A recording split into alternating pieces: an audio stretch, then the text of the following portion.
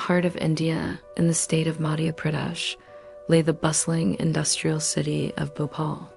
It was December 2nd, 1984. The streets were quiet. Families were asleep. Children dreamed under thin blankets. No one knew. Death was drifting in the air. Rising like a concrete skeleton near poor neighborhoods was the Union Carbide pesticide plant, built to produce chemicals to protect crops. But inside, it hid something far more dangerous. 40 tons of methyl isocyanate gas, toxic, lethal, and unstable. That night, something went wrong. Water entered a tank where it never should have been. The reaction began. The temperature inside rose uncontrollably. Pressure built. There were warnings. But no one listened. Shortly after midnight, tank 610 gave way. A plume of gas hissed into the air, white and invisible. It crept over the factory walls, over rooftops, down alleyways. It wrapped around the city like a ghost. Suddenly, people awoke choking, screaming, eyes burning, their lungs on fire. They ran blindly into the night, children in arms. But where do you run when the air itself is poison? By sunrise, the streets of Bhopal were silent. Thousands were dead, men, women, babies, animals. Bodies lay in gutters, on sidewalks, in homes. The living moved like ghosts, coughing, crying, bleeding. Doctors had no idea what they were facing. No antidote, no protocol. Patients collapsed in hallways. Nurses wept. Even medical staff began to fall sick. There was no help coming. The company, silent. No immediate apology. No full disclosure.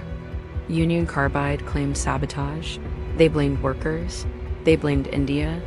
But the gas had no passport. It just killed. This wasn't some common chemical. It reacts violently with water. Causes blistering, suffocation, nerve damage. Even survivors would never recover. Lungs scarred, eyes blind, DNA damaged. Evidence was quickly buried. Documents vanished. Executives fled the country.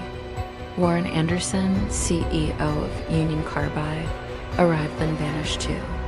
Escorted by police, shielded by politics. Officially, 3,000 dead. Real estimates? Over 25,000 lives lost, immediately or over years. 500,000 people exposed, a generation cursed. Mothers gave birth to babies with twisted limbs. Teenagers coughed blood. Children never grew properly.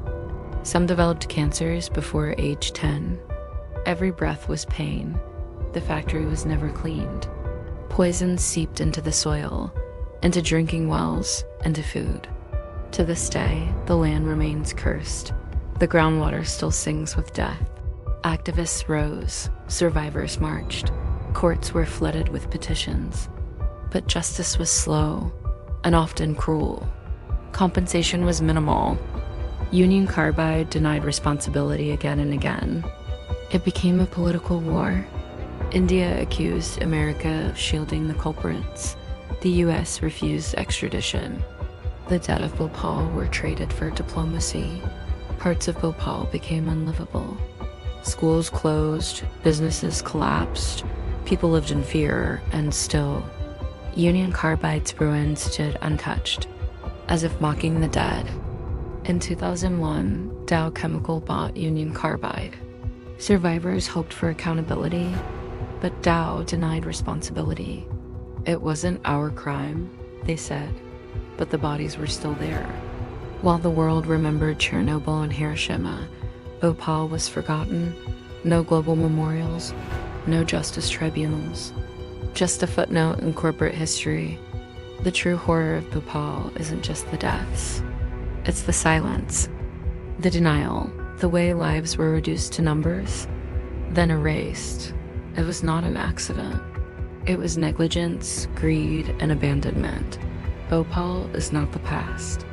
It's the future waiting to happen again, in any country, in any city.